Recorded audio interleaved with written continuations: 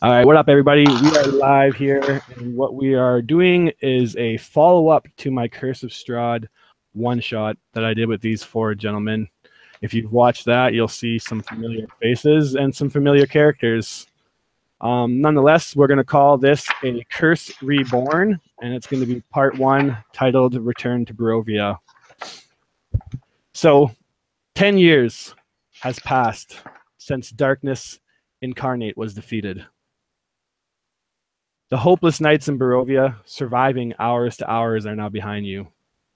Yet still, the feeling that something is lurking behind has never subsided.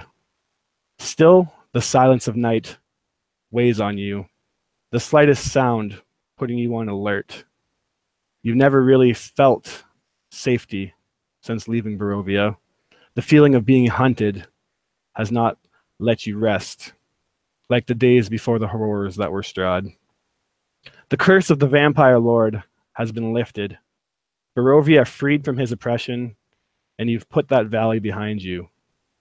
Yet the curse has left you scarred, inside and out. The curse has left a mark on each survivor of that fateful night. The good years now behind some of you. Those still with a bit of youth have felt that almost stolen away. You've heard tale that the legendary Van Richten, the vampire hunter, actually died a peaceful old man, much like that old asshole Gregor wanted him to. You've heard that he's passed down his legacy to Kogrom, the barbarian of tribe Kelroth. And you've heard that Gwent has returned to a temple of Tyr and continued to serve. But as we see a raven kind of flying through a stormy night, we visit a temple in which Gwent awakes from. In the middle of this night, a crack of lightning streaks across the sky. Gwent, you wake up sweating, almost panting, and you feel instantly a presence in the room. It climbs down your spine, that tingling feel that numbs your body to the core.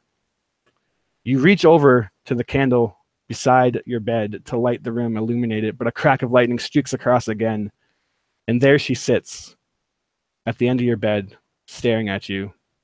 She's visited you pretty much every night since the defeat of Strahd. Sometimes she blames you. Sometimes she cries for help. But there sits Abigail, your deceased sister. Your eyes meet her deep blue eyes, and you reach. She screams out in panic, "Gwent, stay away!" warning you not to touch her. But then suddenly, as the room falls dark and another crack of lightning illuminates the room, her eyes have changed to a fierce, crackling yellow fire. The fear turns into an insidious smile, and her arms start to dislocate and contort in ways that are not natural for any human being. She starts to climb up your bed, much like a spider would, and she's now screaming at you.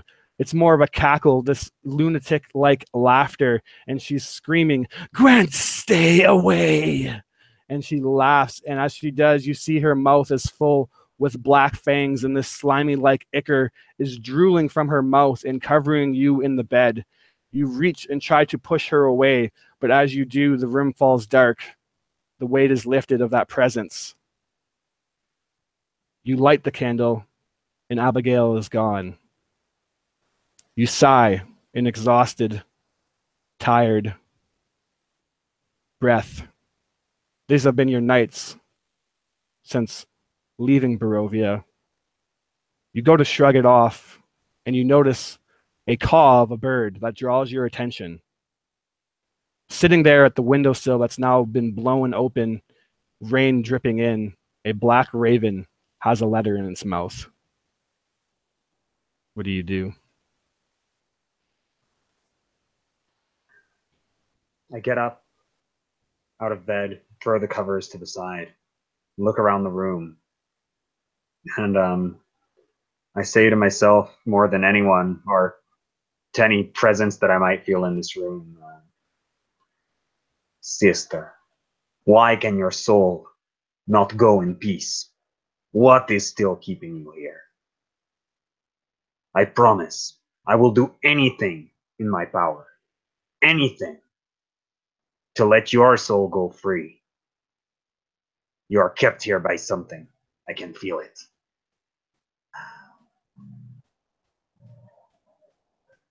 If this is the answer, I will follow it till the end. And he rips the paper from the raven's beak and like tears it open and begins to read it. And as you do, the raven kind of gives you a cautious wing flap and backs away, caws at you one more time, almost irritated by your aggravation, and then flies into the night. You look at the letter, ripping it open, and you actually have the intentions of ripping it straight open and just looking at it, but you're momentarily stopped because as you do so, you peel the wax seal, and it's a familiar seal. It's the seal of a Barovian city, Krez. A weight kind of sinks on you again. You've tried to put that valley behind you, but nonetheless, you open up this letter and you start to unfold it, and it reads, Dear Gwent Markov, 'tis been long since you've left our Avia Markovia, but the city of Krez has not forgotten the legacy you and your friends have left us to carry on. Barovia has been freed, and it has begun to prosper once more. But I regrettably send this letter not as a reminder of your deeds, and not as a thanks that I should have sent many years ago. This letter is sent as a plea, for something is not right here once more in Barovia. Children have recently been showing signs of soullessness, empty vessels, void of emotion, much like before when the Dark Lord ruled. And even worse, my beloved daughter has went missing. Please, Gwent, gather your comrades, for once again, the people of Barovia fear that a darkness is rising. We know of none better to chase away any festering evil than those that have saved us once before. Help us once more, brother. Your friend, Dieter Wise. And you remember meeting Dieter, a cleric, just kind of beginning off in the Abbey of Markovia, a church of Lathander that was built in Kresk. You made good friends with him when you dropped off the hilt of the Sun Sword. They've since put, like I said, that valley behind you. But once more, it seems inescapable that Barovia once again calls you, Kogrom, and Gregor. Gwent sighs. Well, it seems I'm not getting back to sleep anyways tonight. Might as well start to prepare. And he goes about his business, sort of getting ready, and he leaves a note for the people in his church. But in these past 10 years, he's kind of grown farther and farther away, and almost a little bit alienated by these dreams that he's been having, and unable to focus on fighting evil with the same fervor he had before, the same drive. But this the fact that his sister has been visiting him in his dreams, and he just feels so powerless to help her at all, and like there's nothing that his god can do for poor Abigail, that he even despite the warning, despite knowing that it's probably a bad idea, he makes his preparations and prepares to send off ravens to anyone he would know here, who is probably Gregor, and did Kogrom stayed in Barovia, right? Yeah. So he would at least try to find Gregor. He would write a letter and say, "Hello, old man. I know the years do not treat your humankind kindly, but if you're still able to stand upright after someone sneezes on you, and you can still hail a sword. We require your assistance once again. Meet me at the circle of power that I once used to traverse this land into Barovia. And together, we will conquer a new evil. He kind of rereads it. He's like, that's not very good. There's probably some spelling mistakes in there. But he's like, Gregor will get it.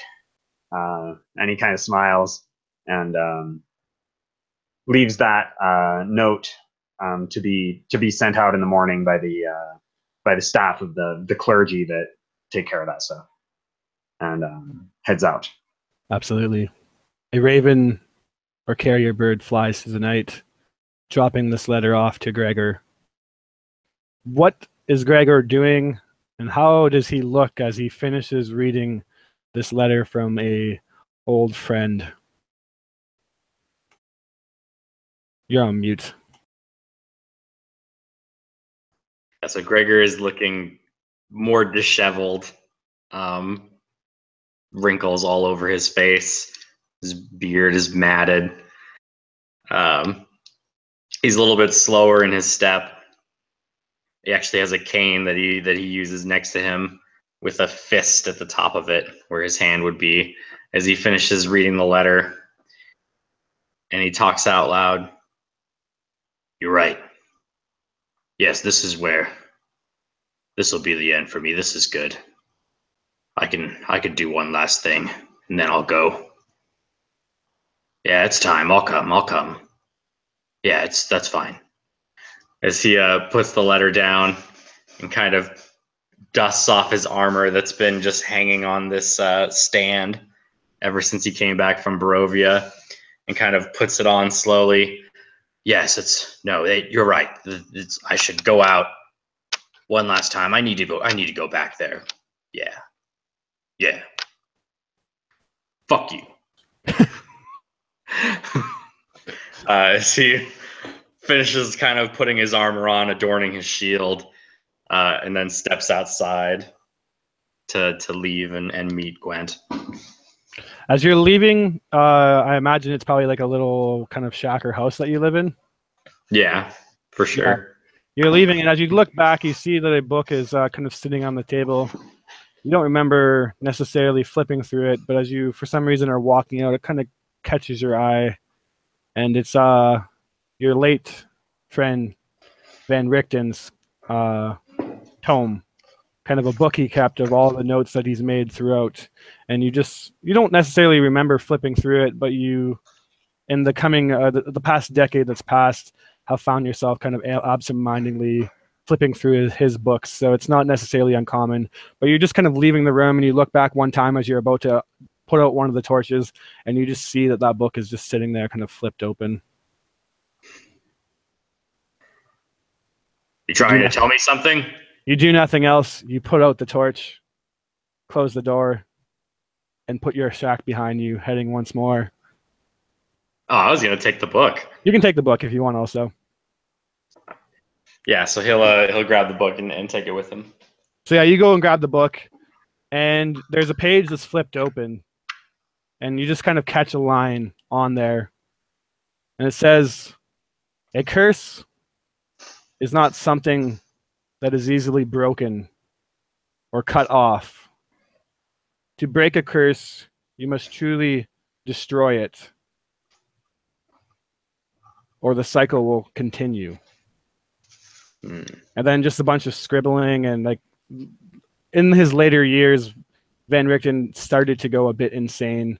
So it goes on about a bunch of rambling. There's a couple curse words in there, something about fucking vampires and how they're a bunch of pricks anyways, and just kind of get that weird feeling and close the book and put it in. Maybe this will come of handy in your time in Barovia. The old man definitely went insane, but he knew what he was doing in his prime, and you respect that.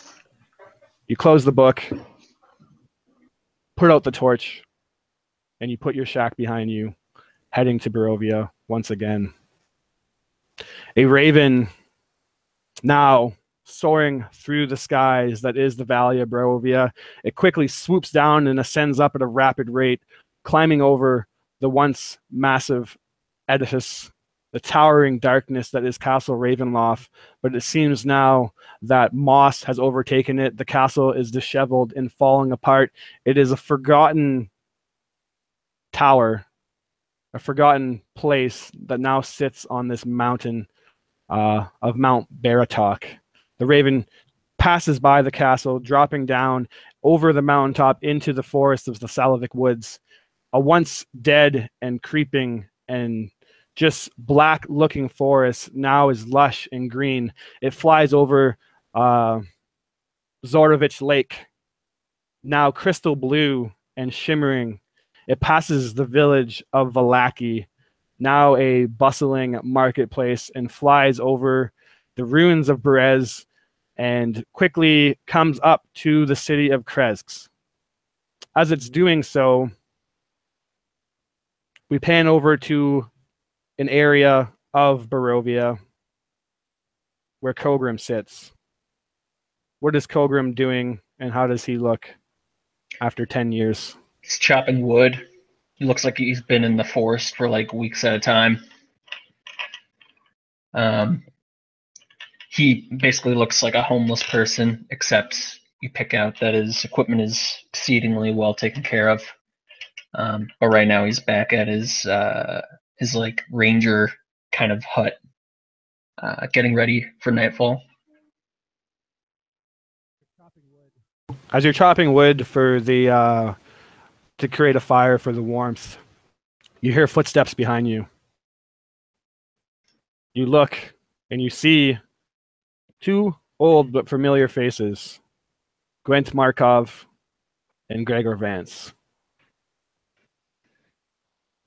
You have not seen them in 10 years.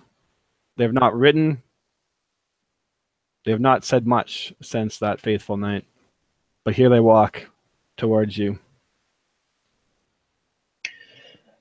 He finishes cutting one of the logs in half, just splits in twain and then drops, and he leaves the axe stuck deep in the stump. What brings you back to my woods? Some fucking bullshit, that's what. And he's like, that's what I remember. And he gives you a hug. Kogrom, Like it a is bear good hug. to see you again. Shakes Gwent's hand. Listen, I received a message from my friend, Dieter. I don't know if you remember him. Yes, I've seen him around. Well, unfortunately, his daughter has gone missing, and he has reported cases of children being born without souls.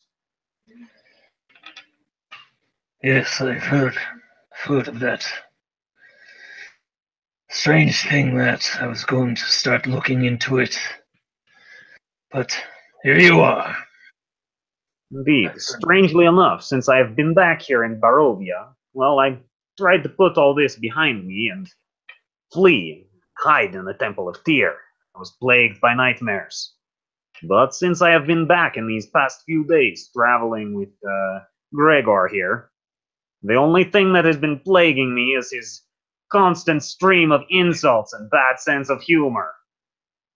I've been feeling much better. I think my place is here. There's one thing I know. It's that you cannot leave Barovia behind, no matter how far you run. It's like a wolf that stalks you in the night, waits until you drop your guard. Wise words. But enough about me. How have you been? Times have been tough, but business is booming. You see that he has a new cloak made of what looks like some sort of thick fur and scaled hide on the inside, on the outside. Well made, probably from some sort of nasty beast that he's had to deal with. Very nice indeed. I myself received a few upgrades, compensation from the temple for having killed such a dreadful enemy. And he kind of smiles at you and draws a sword, and it's like a a beautifully crafted great sword with Tyr's symbol emblazoned along the blade. And he kind of he doesn't draw the whole sword, just kind of draws it a little bit out of the hilt to kind of show off a little bit, and winks at you, but then sort of puts it back, and his face becomes somber again. Oh yeah, I got all this great stuff too. I even got me a stick. It's a stick of walking. Helps me move my ass across the fucking ground. Pretty revolutionary. I roll my eyes and go, "You'll see what I mean." Let's get on with this. A wolf howl is kind of breaking the conversation. Gwent and Gregor probably almost jump at this, maybe not out of fear, but just out of instinct now. Now that you're back in Barovia, it maybe is like a reassuring kind of, this is where you're meant to be, but your senses have been heightened once again. That ferocity that you lost for vanquishing evil and doing battle has started to arise in you again. And a wolf howls, and that's nothing new to Kogrom. Even though the curse has been broken in the Salavic woods and the valleys of Barovia, the woods is still a very dangerous place at night. And that howl, bone-chilling, kind of emanates that fact as you see that the sun is quickly starting to set. You look around, and Kogrom's kind of house or shack is in, I imagine, the middle of the woods. Yeah, it's kind of out on the outskirts of town. Yeah, it's about probably a half day's travel from the city of Kresk. Yep. It's like a waypoint. That kind of stays in the rest of the nights because it isn't safe to just tent camp, you know? Absolutely. So you're reminded by this as a wolf kind of howls, a bit of silence. You guys kind of give a snicker at each other, realizing that you're finally back, not only in Barovia, but back together. The howl is met by another pack in a unknown, distant away. It's up to you whether you head to Kresk in the middle of the night or bunk down in Kogrom's kind of waypoint and make do in the morning. You haven't been to Barovia in quite some time, but I assume you do not forget that the forest is dangerous at night. We will rest and leave at sunrise. Come. Well. There's just enough room for 3. It's like this tiny little shack. It's like a clown shack. Yeah, there's like one straw bed. Nonetheless, though, you bunker down for the night. I imagine that Kogrom was probably already cooking up a stew of some kind for himself to keep warm. It still gets chilly, and the winter seasons are quickly starting to approach. We're definitely in the heart of fall as this takes place. You all sit around the tiny table that definitely isn't designed for 3 fully grown men, but nonetheless you do. And Kogrom didn't necessarily have enough stew for all 3 of you, but he reluctantly shares nonetheless, giving you all a full warm belly, or at least a half full warm belly. And unless you have anything else you want to discuss, you rest for the night. The dawn actually takes you, and it's something strange to see the sun actually rising in Barovia, Gwent. You didn't spend necessarily long in here, just a year, but you do remember the thing that struck you as the weirdest was that even during the day in Barovia, the sun never truly rose. It was always shrouded in mist. But as you are laying probably on the floor, there's not enough beds for the 3 of you. You feel a crack of light kind of hit your face and wake you up, and you hear the sounds of critters and birds kind of making their way through the forest. This is also one of the first good nights of sleep Gwent has had in almost a decade. And he kind of wakes up and sort of looks over and shakes Gregor awake and kind of points up at the sky and goes, "We have done something good here, my friend. Something very good. Something of which we can be proud." Ah, fuck, man, I don't know. There's still kids being born without souls, people fucking monsters and shit. Who knows what's fucking out there, but I don't know. We did something. I don't know if it was good. Gwent just kind of smiles and nods and says, "Indeed, the job is never over, is it?" I don't know. Maybe I'll luck out pretty soon here and just fucking fall over and be done with it. As he gets out of bed, fuck! As he like stands up straight, kind of like nursing pains in his back. You hear an ungodly amount of cracks. That's awesome. I think if we would probably set out at that point and go try to find Dieter. You do. You walk, finding the path, Old Salavic Road, and it carries you by a couple forks and diversions off the road, but you follow the main road. Now pretty well kept. You can see beneath you the markings of many wagons traversing this. You would even, strangely enough, have a couple of merchant wagons pass you, a couple of wine merchants. It seems that wine is still popular in Barovia, even though the winery was destroyed here. It seems that they now import it. They give you a wave, and finally, you start to approach what looks like farmhouses. You don't remember them being this.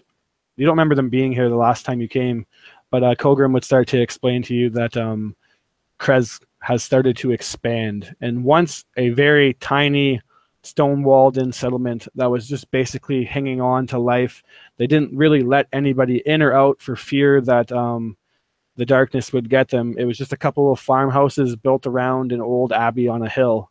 But now it has expanded past these walls into a broad and spanning farmland. There's many farmhouses as you pass, and as you get in, there's even like a kind of almost common township around this now wall that is built around Krez.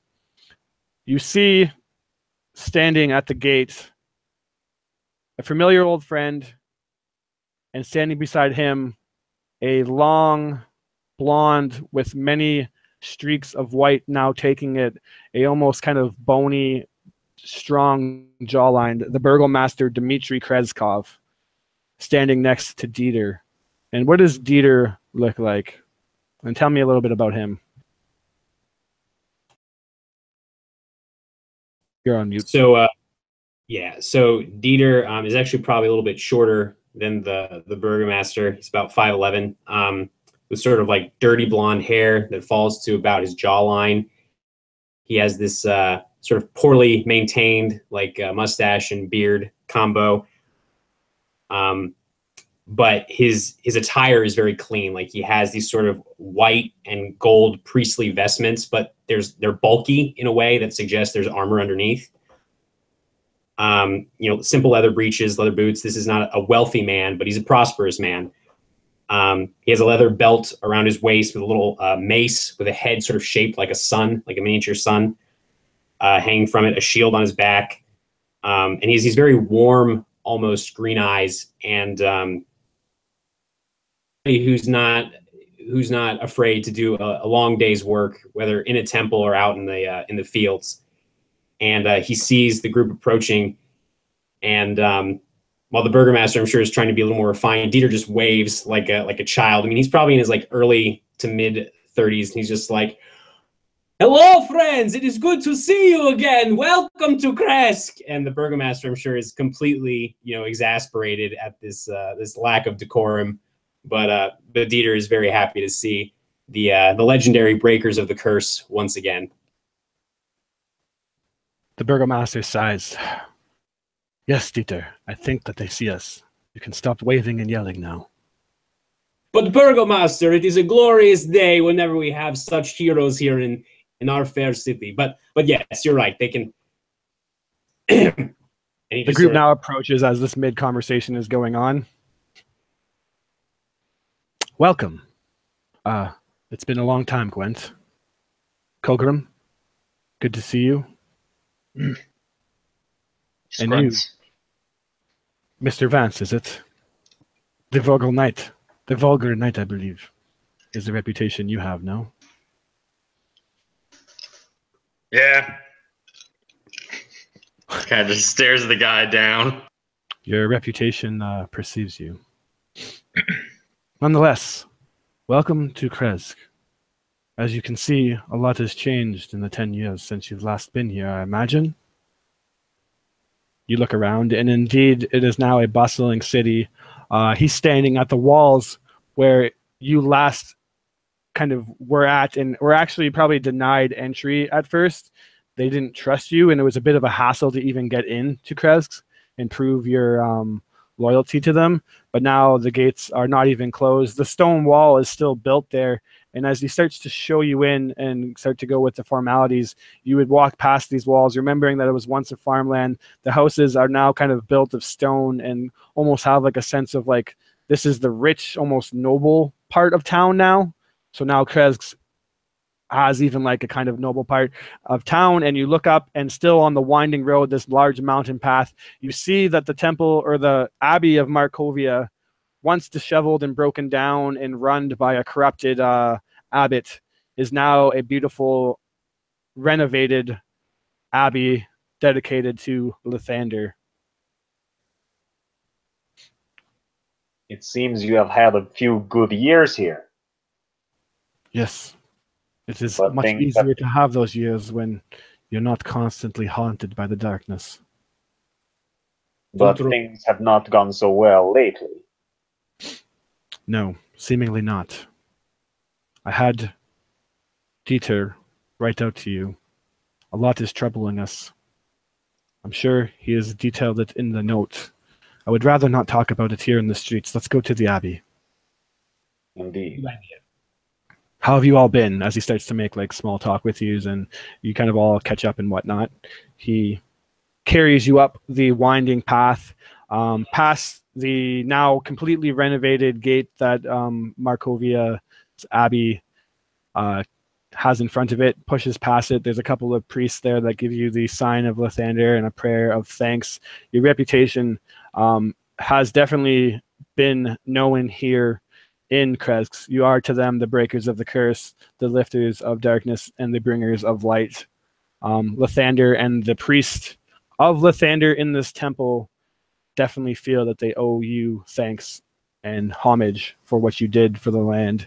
And you get many, almost like this kind of not fangirl like posse, but people start to gather and watch as you come in, and they do all start to pray and bow as you come in. You make your way past to the main lobby of this abbey, and sitting there is a blazing sun of Lathander, and on the altar just in front of it is the hilt of the sun sword. And you sit at the table of Dimitri, and he kind of... Gwent looks at the sword longingly. Yeah. You can hold it if you like. It is yours after all. But it does not... It is a beautiful sword, Gwent. A beautiful sword. Or, I'm sure it was when it wasn't broken. We have not even seen a flicker of it since Strahd has been defeated. Regretfully so. I guess Lathander has decided that it is not time for its light to be used. Gwent kind of sighs and says, well, maybe Lathander is blind to what is going on. I hear terrible news about your daughter, Dimitri. And probably for the first time since you've seen him, Dieter's smile kind of goes away a bit, and his eyes look down, and he sort of rubs his hands together, and he says, "Yes, it has been difficult, my friends." And he looks at all of you. It has been almost 7 days since my Gabriella went missing, and my wife, she is inconsolable. I do not know what to say to her, and I feel so helpless. But I'm sure, and he smiles again a little bit, but it's shaky, but I'm sure this is all part of Lathander's plan. The Morning Lord knows all things, and his light will back to my daughter and these, and he will cure them, I'm sure, especially now that you are here. Of course. Lathander will bring your daughter back to you. and Tyr will exert justice on whatever took her. Exactly. Yes. Yes. That's all good and all. Like he said, Gabriella has went missing. About, what was it, Dieter, a week? Or just a little more or so? It is almost a week today, Burgomaster. Plus, from what I have heard from rumors around town, it sounds like at least 3 other children have been born showing symptoms of soullessness since. 4 now, he corrects you. Well, just the other night, another woman gave birth to a baby that did not cry. These are strange times. We have not seen anything like this since the days What of the Dreadlord. the fuck? As he just cuts you off. Maybe they're just fucking tough kids. Oh, God damn it. Gwent, you fucking dragged me out here for nothing, you piece of shit, no good fucking elf. Friend Gregor, please, you are in the holy place of the Morning Lord. Do not, please. And there are probably, I'm sure, a couple of priests who are like, what the hell is going on in there? Yeah, they look like shocked and just definitely just don't really understand what's going on. They're looking at you like gasped, like they can't believe that you would say that in the Temple of Lathander or Abbey of Lathander. And Gwent kind of smiles and goes, if you're looking for a good way to die a swift death, keep talking, my friend. You're on the right path. But like your friend so eloquently put, it's not a matter of being tough or not. The children show no signs of pain. They show no signs of emotion. It is exactly like when Strahd ruled. People were being born without souls, empty vessels that feel no emotion that you as humans, or we as humans, feel at all. We as mankind, they are void of that. Now, when Strahd ruled, it was about a 1 in 8 rate of soulless people born. We are now 4 for 4 in Kresk, and we have heard that Vallaki is in a similar position. I assure you that although us Barovians are tough, it is something more than that. And so Gregor would turn to Gwent and then say, so are you sure we did a good thing here? Gwent kind of like seems like he's going to retort something, and then he kind of just closes his mouth and goes, shakes his head and says, I never know for sure these days. In all seriousness. And he looks back up at Dimitri and says, well, do you have any leads for us to follow? Not a whole lot. We've sent our best hunters day in and night looking for Gabriella. Or Gabrielle. Gabriella, sorry. And not even a trail. It is... Not your best. Kogrom is sitting in the corner listening. What else has been going wrong lately? These things don't come out of a vacuum. Something that is also strange, Burgomaster, and Dimitri sort of fidgets a little bit because I don't know if he probably hasn't told the Burgomaster this. Before she disappeared, Gabriella also showed signs of being soulless, which is strange because she was 10 years old already. Normally, at least according to the scrolls and tomes I have read here in the church, soullessness is a condition you are born with. It is not something you suddenly gain, which is odd. That is correct. You say that Gabriella started to show signs of soullessness around 10 years old. She did. That is a few months or so. Yes. Roughly when the children started being born without souls.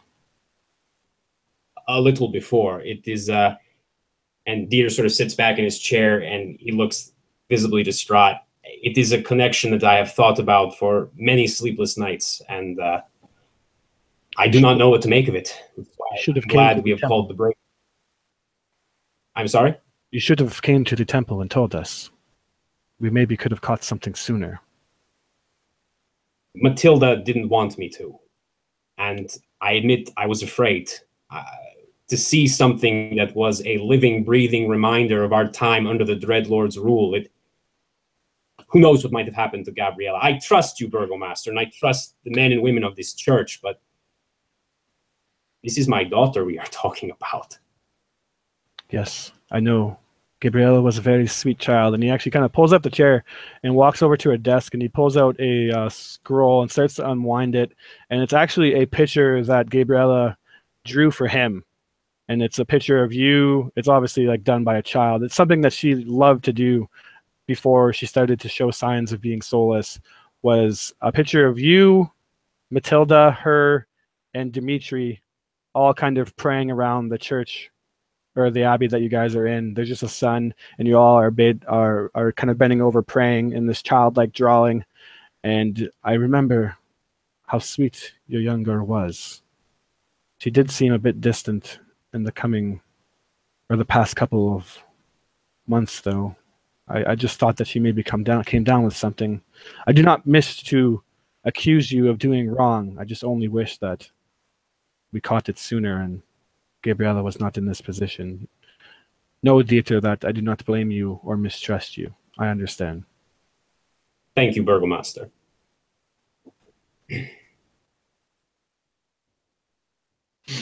But as for Leeds, we have little.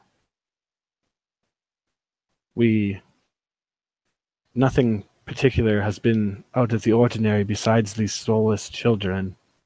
And then obviously, where it all seems to have began with Gabriella about a month ago. This is news to me now, though. Did anything happen a month ago, Dieter? And he sort of leans forward. Anything at all? Tugs Be his... the smallest thing. Honestly, Kogrom, I cannot think of anything. Give me an insight. Alrighty. Or, yeah, sorry, Dieter, but you can give an insight too. Oh. Okay. Yeah, my bad. Ooh, that's a natural 20 for a 23. Beautiful. So yeah, you're looking at him and you don't think that he's lying, but as you're kind of just like anything in particular, just the smallest detail, something comes to you, Dieter. Looking at that drawing, you remember that Gabriella's room was just always littered with the drawings that she did. It was something that she used to love to do, and she would constantly show them off. But right around the time when she started to act different, her room was completely cleared of any drawing that she did. She told you that she just got rid of them and was kind of over it. But now that strikes you as something that is perhaps a little detail. There is something, Kogrom. I could not think of it before, and he looks over at the drawing and then looks back at Kogrom. Master is right. Gabriella is a sweet girl, and she loved to draw. My wife thought she was going to become a painter someday, but around the time she began to show symptoms of being soulless, she stopped drawing, and she cleared away all of the pieces of parchment and vellum she used to scribble on. And perhaps, maybe there's some clue in her old drawings. I just do not know where they would be. Maybe. You know how children are. They tell stories that the parents may not rather tell. They see disturbing things and think nothing of it. Perhaps she drew something that she saw. Could be. I think it is worth investigating since, as the Burgomaster said, we do not have leads, as far as I am aware. When was this drawing made? And he Gwent like points to the picture of you guys praying. And how did you come by it, Burgomaster?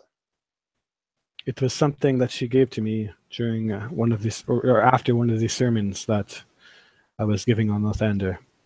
This drawing was about, it'd have to be almost a year now. Very well.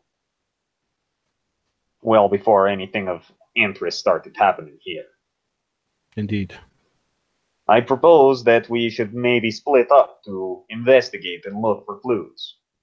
Kogrom, perhaps you could take a look around the surrounding wilderness. They say they have used their best trackers to investigate these kidnappings, but I know of one that has not yet looked around. He is the best tracker I know. And he kind of pats you on the shoulder. I'm not sure how much I could find. You said it's been about a week since the last one's gone, or what? There were kidnappings as well? No, Gabriella is the only one that disappeared. The other soulless children, as far as I'm aware, and he glances at the Burgomaster, as far as I'm aware, they are still here in town. Yes, still here and well, although obviously their mothers are deeply concerned. Perhaps not, then.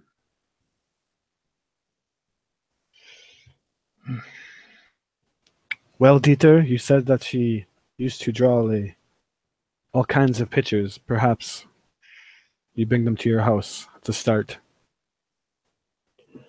Of course, and he smiles widely. I would love to have the breakers of the curse in my home once again. Perhaps you can talk to my wife. Perhaps she will feel better knowing that you are helping us look for Gabriella. Unless you all have any other ideas. It's a good place to start. She's the only one who's gone missing. Agreed. If this is our only lead, we should stick together and follow it as a team. With that, then, you kind of pick up yourselves, say a couple formalities, and head out. Dieter starts to show you down the winding path back into the city of Kresk. Is there a tavern in this city? Yeah, there would be now. There definitely wasn't before, but... Excellent. So, as we're walking through the streets, Gregor spots the tavern and then says out loud, Gwent, good fucking idea. I'll check the tavern for leads. Good luck at the house. I'll see what I can find out. Wait, Gregor, I don't think... Oh. Does he do this a lot? Well, no, I haven't seen him in 10 years. There wasn't a bar here last time he was around. The old man needs someone to keep an eye on him. And Gwent hurries after Gregor.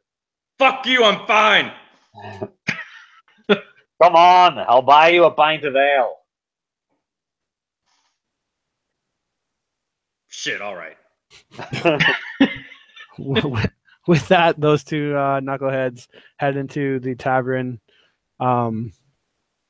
That leaves Kogrom and Dieter now to head into the house. As you kind of open up the door and call out to your wife, you hear no reply, but you remember with the recent births and soullessness that she's kind of been helping with the mothers. Kind of, I'm blanking out on the word, but basically midwife, helping out the recently born children. The mothers are very concerned by this, and she's been there kind of trying to console them and ensure that there's nothing wrong, and that her Dieter has summoned the breakers of the curse to come here and fix it, even if there is anything. So you call out Matilda, you yell, no respond, and you remember that. Nonetheless, you walk Kogrom through your kind of humble house. Like, by no means, you said, are not a wealthy person, but you're also not scraping by it. It's a respectable home. You show him through, and there's still the kind of smell of home-cooked, homemade bread that fills the air. You walk through the main kitchen around the corner and open up into a kind of T-shaped hallway, which leads to Gabriella's room. You open it up, and now a 10-year-old girl, you would expect to have kind of a bit of stuff like laying around, but her room has been pretty much completely cleaned. And it's something that of the month before she left, she was just constant about. There was never any kind of mess in her room. She never really played with anything. She stopped drawing altogether. Whereas opposed to the month before, her room was quite literally posted with drawings almost in every square inch of the room. She was just really obsessed with doing that. You kind of show him around, and it's at that point that you guys will need to give an investigation check. All right. Let's see. 16 for Dieter. I'm not good at investigation, but I'll try. Oop. All right. Investigation 16. 16, tied 16. Is more than enough as you're kind of walking around and searching. You search the closet, you search her desk, look around in the corners and kind of the chest that she would have had that's full of toys. You find strangely nothing. And Kogrom, as you kind of sit down to think of the strangeness of this, like why would a little girl's room be so barren? You sit on her bed and kind of at the same time, you both realize that the floorboard beneath you gives a very loose shake. We both look down. Yep. The floors. Yep. Lifted up and buried underneath the floorboard, kind of in the dirt, is a lockbox. Something that you gave her as a gift to kind of like lock up this ballerina music box that you had. You open it up, and no longer is there any music box in it. The figure has been ripped out, and the music playing instrument or mechanism has been also kind of taken out, and it's now just this empty old box with kind of scribblings and scrawlings on it. As you open it up, you see first a picture of you, her, and Matilda, your wife, and they're all just kind of holding hands. And you start to shift through them, and there they are, the hundreds of pictures that she drew, and she kind of has them all just jammed in here. And you're going through them, and finally you found them. It's strange. Why would Gabriella hide these on you? And as you start to go through them, it actually, strangely enough, seems to almost be in like a chronological order. You don't know how a 10-year-old could have like remembered that, but it's even strange that you remember it. But you go through it, and right on the top is the first one that she ever drew. And you start to shift through them and see she started drawing when she was about 5 or 6, and see her skill start to improve. And it's around this year that you get to one that's just completely black with this one red circle in the middle of it. It's very different than any of the drawings that you've seen up until this point. Then you shift over, and it's another couple, 5 or 6 of them that are all just black with this red circle kind of growing bigger and bigger. And then you shift to another one, and it's this large mountain that's drawn, a snowy mountain. And then this black bulge is just drawn on the top of the mountain with a red circle drawn in it. You're kind of flipping through it, and the mountain starts to become a bit more detailed, and the black and red kind of rectangle shape actually starts to take the form of what looks like some kind of structure. And then finally, as you get towards the last couple of drawings that she did, you do see that it is definitely some kind of fortress or something, some kind of building drawn on a mountain. But the last one kind of strikes you, probably Kogrom, as the most unsettling. There's just bright orange eyes drawn all over it. Do the eyes look familiar? Give me an insight. Insight. 15. It strikes you as you have this like memory of Abigail, and her eyes burning fiercely yellow. But this is a much different color. It's much more like closer to red than it is yellow. So you just, for some reason, that reminds you of it. And then with this 15, this black and red fortress does strike you as something that you remember. You remember the Amber Temple on Mount Gacchus, where your tribe once roamed. A very treacherous, snowy, violent area where, without the utmost of survival skills, you could be killed in a couple of hours. You remember that the Amber Temple is a place that once keepers of great evil watched over. These people that found the darkest and most evil entities and artifacts and tried to protect the world from them in the Amber Temple. Things that cannot be spoken of, which would clearly just drive you mad to know it. And you know this firsthand because your people stumbled into the Amber Temple first. And you lost a good chunk of your tribe on that day. And that's what started it all for you. So he's kind of like flipping through it and like sees the red dot. And eventually he sees like this red structure and then the eyes.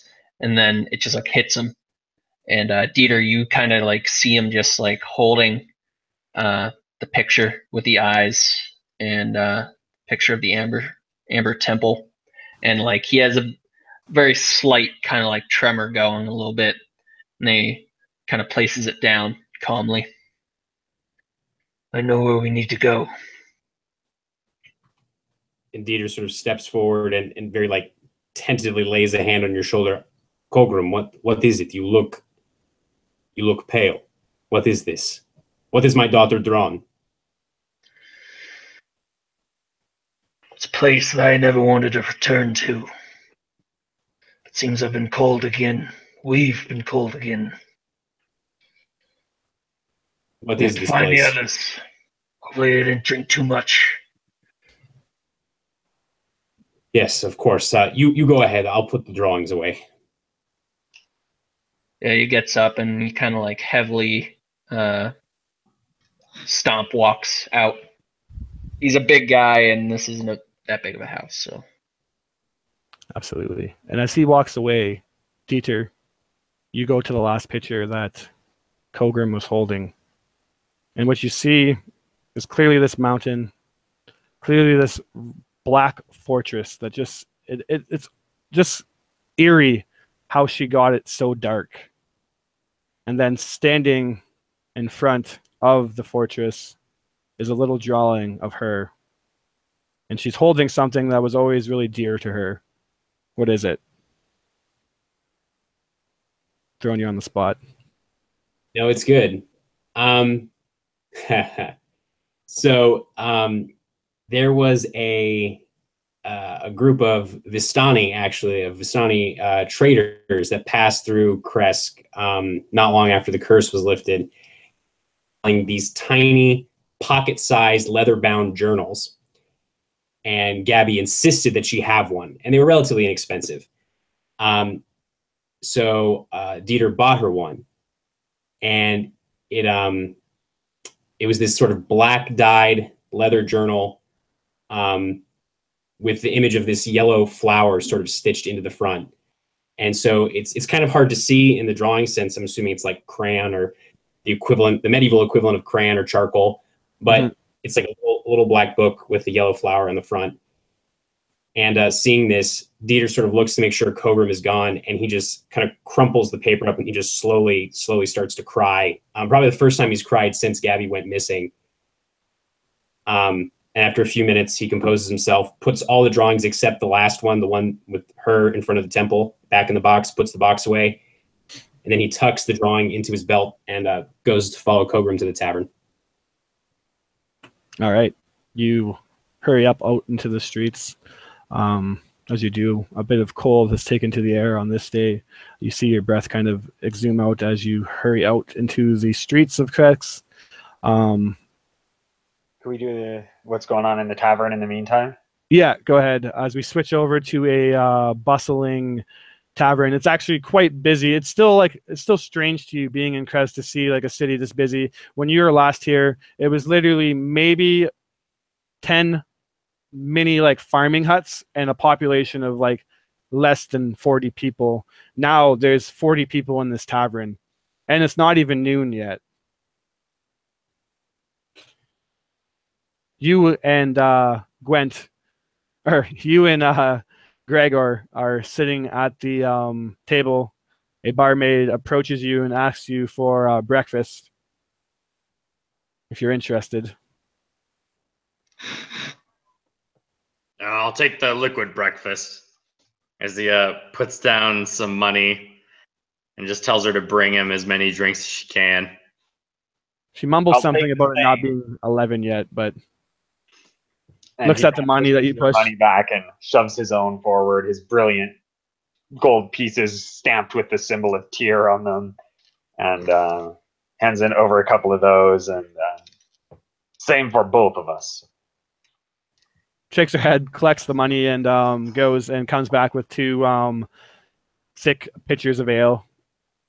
And Gwent takes a long swig and says, Gregor, can I talk to you about something? No. So he picks up the mug and starts drinking. Fine, you talk then. Why did you go away from the house? Why did you come to the tavern instead? As he puts his drink, takes his drink down for a moment and says, "It's tough to talk when you're fucking drinking." And he puts it back up. Well, you see, for me, I didn't want to see the mother. I wouldn't know what to tell her. Back in the day, I would have said something about how whoever took her daughter would pay for this, and vengeance would be fulfilled, and trust in Tyr. But that seems shallow now, after I have experienced such loss. What do you think about that? And he takes another swig. And so he put down the glass and say that, you know, Von Ripton's death mission starts making more sense as every day goes by. As he reaches out and then says, bring me another one. And another here. Nah, he doesn't need any. I'll take it, though. Greg kind of rolls his eyes, drinks again. He's starting to sway a little, and he says, Gregor, that night I sent you a raven. Something happened. I was in my room, and I had this vision, and I feel like and he kind of opens his mouth to say something and then closes again, then opens it up again, and he goes, did you know your father, Gregor? So Gregor just kind of looks at Gwent. The fuck are you talking about? I'm asking you if you knew your fucking father! And he bangs his glass down, his mug down on the table. People Oh, hush yeah. now and all kind of look at you guys. Visibly, there's not a lot of drinking that happens in the Temple of Tyr. So he doesn't have a ton of experience. Oh, yeah, my father. I barely knew him. I'm so scarred and sad inside. I just feel like I'm not even fulfilled as a man. I don't know what I'm supposed to be. Is that what you want to hear? You want to hear some shit like that? Well, The fuck you think I was gonna say? I don't know, man. But all I know about him is that he used to make these weird journals made of leather. Nothing heroic about that. He would sell them to people. Yeah, I mean, could be worse. I guess so, but he's the only family I have left. was never impressed by him. My mother had strange and arcane powers. We always looked up to her. She was the one who sent me away with powerful magic. I never knew what she found in him. But now that I'm back, and he's the only one I have left, I think it could be time for me to find out. I don't know, sounds like you didn't give him a fair shake. Did you even learn how to make any fucking leather purses and shit from him? He can't tell if you're making fun of him or not, and so he kind of like giggles a little bit and rocks back and forth, takes another swig, and says, "But seriously, Gregor, we don't." I mean, arcane power is nice and shit, but like a good backpack, that'll last you a fucking long ass time. You know what? You're right. Thanks for talking with me, Gregor. I feel like I know you a lot better now. All right, fag.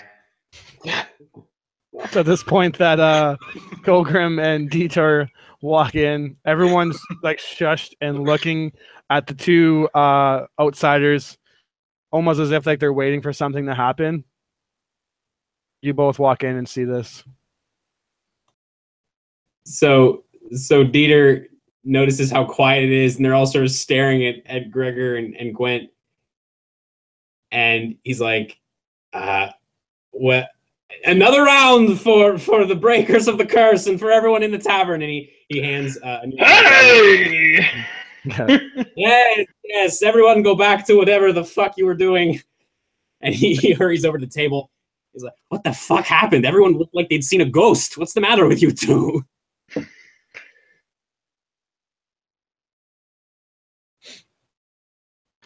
I'm just fucking having a drink. I don't know what this guy's talking about. Well, I think Kogrom may have figured something out from the drawings at my house, and he reaches into his belt and pulls out that final drawing and lays it flat on the table, sort of pushing the mugs away. Gwent, The temple. Gwent kind of stands up and goes, aha! And He quickly grabs the map before he pukes on it. The table. he just barks all over the table. Sits back and goes.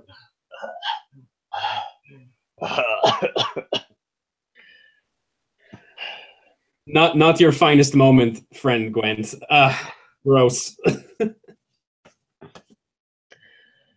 Anyway, we have to go back to the temple, the Amber Temple. That sobers you up pretty quickly, Gwent. Hearing that? The Amber Temple? Yeah, he kind of shakes his head and snaps to a little bit. Puking helped him sort of get rid of a lot of these toxins. He feels a little better. Takes him a minute, but he kind of shakes his head and snaps back to it a little bit. You look at the picture, and staring at you are these fiery, burning yellow eyes. A pair here in the corner, another pair in the right, another pair. It just seems like they're growing, and the fiery burning is just looking at you more and more. It's staring you down, and you feel it kind of burning into your retina. And then you hear the scream of Abigail again. Stay away, Gwent. Stay away. And then it keeps repeating, getting more vicious and insidious as it does. You back yourself up and you almost fall to your chair. Gregor and a couple other people laugh at you, thinking you're still being a bumbling, drunk idiot. You pick yourself up and they see terror on your face and realize it's something else. You look back at the picture and those yellow burning eyes are gone. They're just an off reddish orange. And you see a crude kind of child. I guess it's impressive for a 10-year-old, but it's a child's drawing of a mountain and some black structure and a couple of eyes.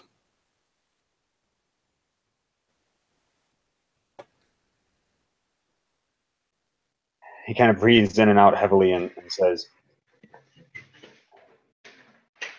I saw something. You saw what? I saw eyes. Well, yes, there are eyes on the drawing, but the temple, I think, is what Kogrom was talking about. The temple at the top of this mountain. You've been to this place before. This temple. Yes, I have. What is it? It is very dangerous place. I feel like I've been there before, even though I do not remember physically going. Like a memory from another life or someone else's life. Or a delusion. Or the drink. Could be the drink. You did just throw up all over the place, and Dieter sort of like wipes a little vomit off his vestments. He kind of shakes his head and says, "Yes, indeed. These things happen when you have had too much to drink, yes?" Yes. In any case, let's go. Well, hold on. What? And Dieter looks over at Kogrom. Kogrom, tell us about this place. You sound like you know it. That look on your face, I have never seen that look on anyone's face before in my entire life. You looked horrified. The things locked in there shouldn't be gazed upon. Yeah, so keep your fucking eyes. So yeah, so keep your fucking eyes closed. I'm sure that'll serve you well when the horrors that are locked away in there shred you limb from limb. Well, what are they? Are they demons? Are they? And he looks around. Are they vampires? What's in here? Kogrom, you have a Kogrom. flashback of the first time that your barbarian tribe first found the Amber Temple. And I'm going to just throw it to you, this memory that you have of it. What happened in there that drove a good portion of your tribe almost instantly mad and started turning on each other? Just explain that memory. All right. So Kogrom and a couple other men in a hunting party, kind of like a scouting party, were trying to get through this blizzard and like lead their tribe through this like hail and blizzard conditions that were almost like knocking them off the side of the mountain. Eventually, one of the guys actually fell through the snow and into this open cavern in the side of the mountain. And they recognized it as sanctuary, somewhere to stay during the storm, and potentially somewhere that they could set up camp for the winter. So they directed the rest of the tribe to rest there, and they kind of like got settled in over days and weeks, thinking that it was just this shallow cave that the scouting party had gone through and like cleared out, and they checked how far back it went. Didn't go that far back, but after a few days, someone actually found a deeper part of the cavern, and that led them to explore a bit more. And they found this just like this door made of, at first they thought it was gold, but when they got closer, they found that it was almost like translucent, this door that led deeper into the cavern. And the chief was incredibly interested in what was on the other side of this door. So he had them like hack and work away at the door trying to open it, but just wouldn't open. And after a few days of trying to open it, they turned in for the night to try again the next morning. Kogrom was up. He didn't have watch, but he just couldn't sleep. He couldn't place why. And so he was drawn to the door to like just look at it. He was interested, but when he went to check on it, it was open. And when he went in, he saw the chief standing in there in the doorway, inside, in this just like cavernous, strange temple. And at that point, he kind of like went up to kind of greet him, but when he turned around, the chief just didn't look right, and he came at him like he was gonna attack him. Started chasing him, and he ran back, and the chief like chased after him, and he ran right through the sleeping camp, and he just heard the chief just like attack somebody who was sleeping, and then this ruckus, this like rising roar just like emanated through the cavern, and he heard the sounds of violence and fighting spreading through the camp as he just kept running and running. He just remembers the eyes of the chief as he turned around. You just see Kogrom just like 1,000 yards staring. Do you ask about what's in the temple? Yes. What was in there? Or demons, devils? What should we expect? Death. Just mumbles. And Dieter actually takes a moment and then very like quietly just says, My daughter is in this place. We have to go get her. And he points to the tiny figure with the crudely drawn little journal in its hand in front of the temple. I understand if this place scares you, Kogrom. But I have no choice. I have to go to this place. And I can think of no better allies in a place that promises only death than the breakers of the curse.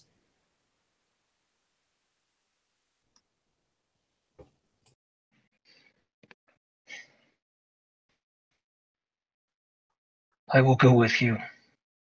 You'll die if you go alone. And he looks to the other two.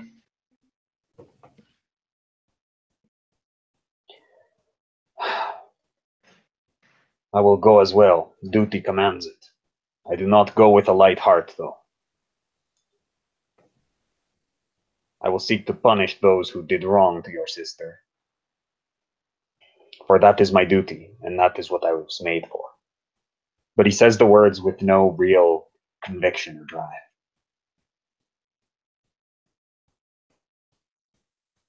Well, I'm here, so I guess.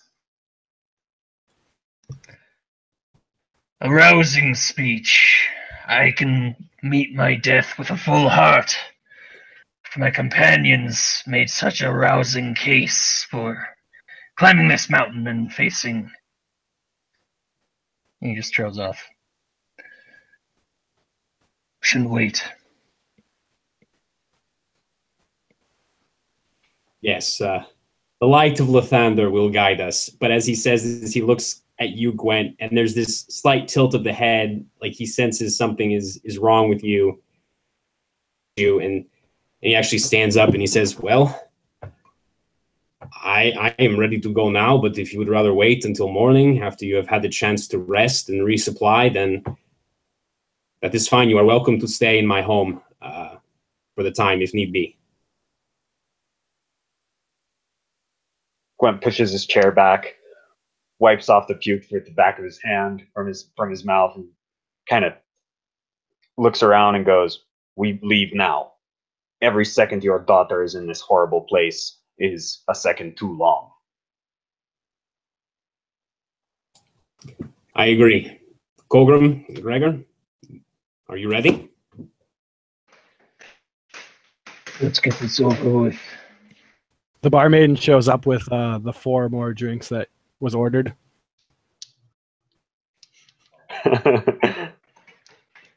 So Gregor would kind of like get close to her and like, can I get these to go? Well, it's not normally allowed. And then she looks at the puke, and if you clean that up, then sure, just get the hell out of here.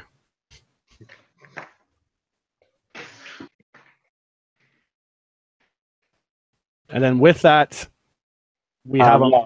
Go ahead. Gwent would actually sigh and sort of, if there's a bucket around, he would pick it up and then he'd reach to like swipe the puke into the bucket and kind of reach back and mutter something under his breath and sort of move his hand over, and you would see the gross puke kind of move on its own, like a weird spectral hand or something pushes it into the bucket, like a little trick my sister taught me while we were on the road together. Pretty cool, eh? Ugh. It's made of this like fine light. It's got this like sort of glow to it. You hear the splashing of vomit just be swept into the bucket. That And doesn't then it kind of thing. poops and disappears. All right. So with that, we have a montage of you guys kind of collecting your stuff. Yeah.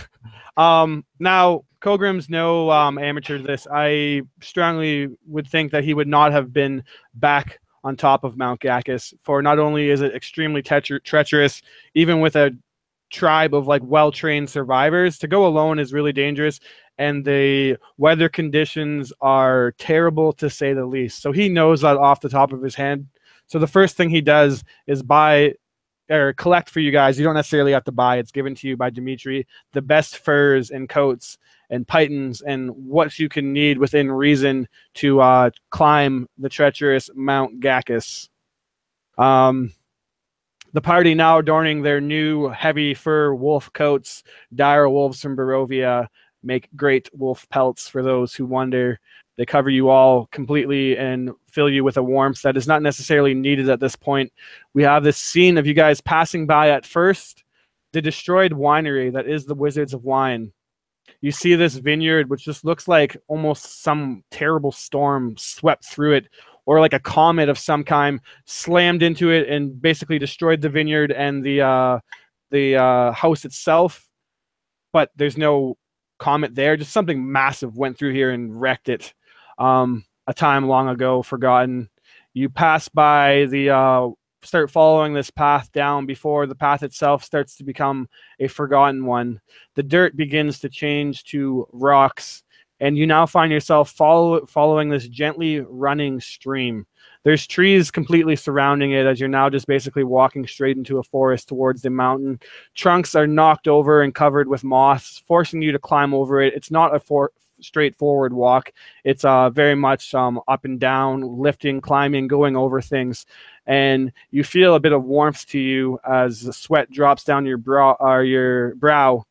But as you are making it further and hours are passing, cold air starts to bite you, and you just let out this exhausted kind of sigh, and your breath just kind of comes out in a icy, almost like frost. You see that the trees themselves start to become nipped by frost and then slowly start to cover in snow as the climate changes before you. The closer you get to this mountain, the snowy rock-covered surface, it stretches as far as the eye can see in either direction. It forms this curtain of rock that that is towering towards the sky. The presence of this mountain is it's so large that it just makes you feel small in the world, just being in front of something so massive. You now look behind you, and no longer is a path whatsoever. You begin to ascend up this forgotten trail that no one has bothered traversing in a very long time, into the white canvas. You know somewhere up here is a forgotten temple. And as you each kind of think about it, you wonder if it was not best that it stayed forgotten. Hours now pass as you've ascended up this mountain. The brisk winds have turned into cold, icy, whipping sleet. Even the heavy fur coats that you wear, you feel the wind starting to bite through it. If you have any exposed skin, frost and ice would start to build up on it, just almost slicing into it. It feels like stinging hot steel cutting across your fingers or your face. A few hours have passed, so basically half a day now. You're going to have to set for camp soon.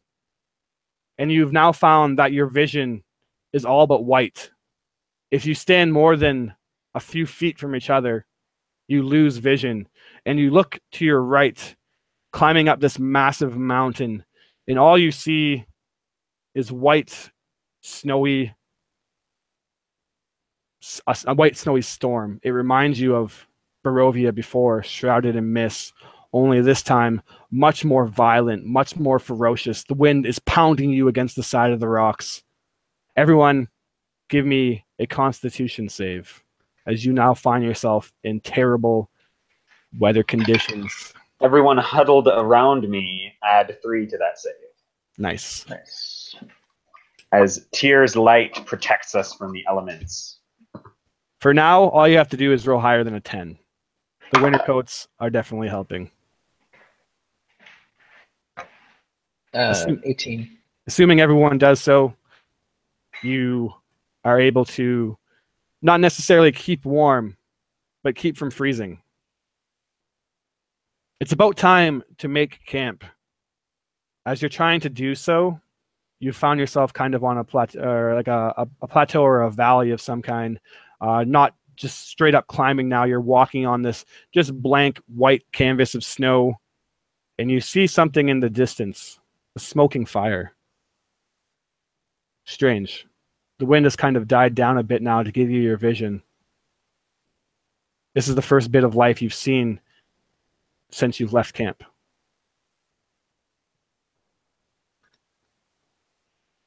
Kogrom, would he know of any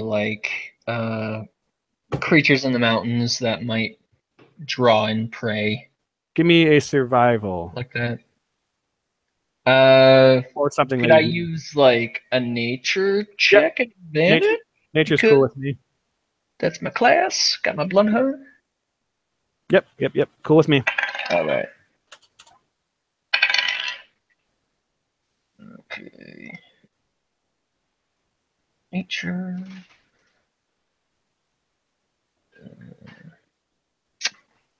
13. 13. Can Dieter actually do something to assist him real quick? I already had advantage. Yeah. So Oh, well, not advantage. This would be guidance. I can add a D4 to that roll. yeah, cool. We'll just say that you can do that. Add a D4 to it. Okay. 17. 17.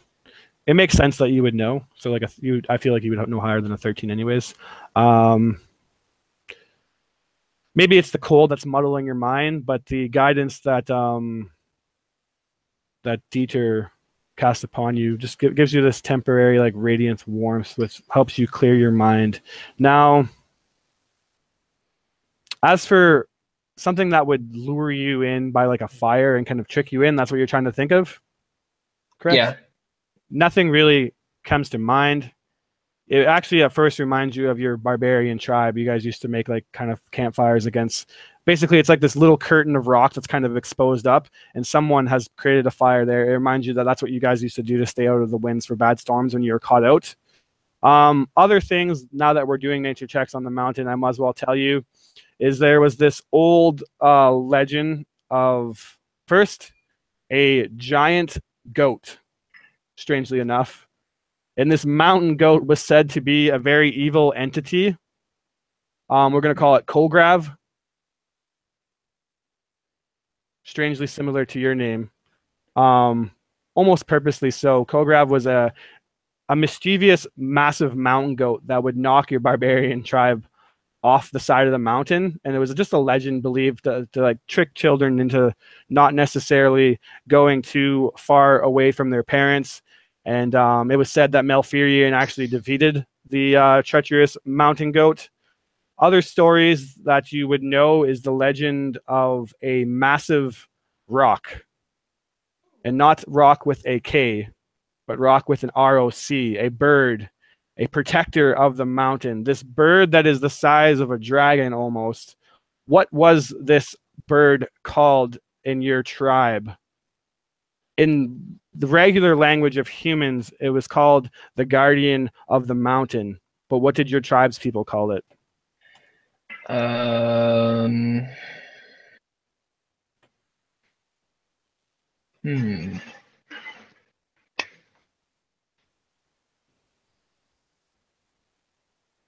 Putting you on the spot here. Hold on, let me. I came up with terrible co-grabs, so you can't do worse than that.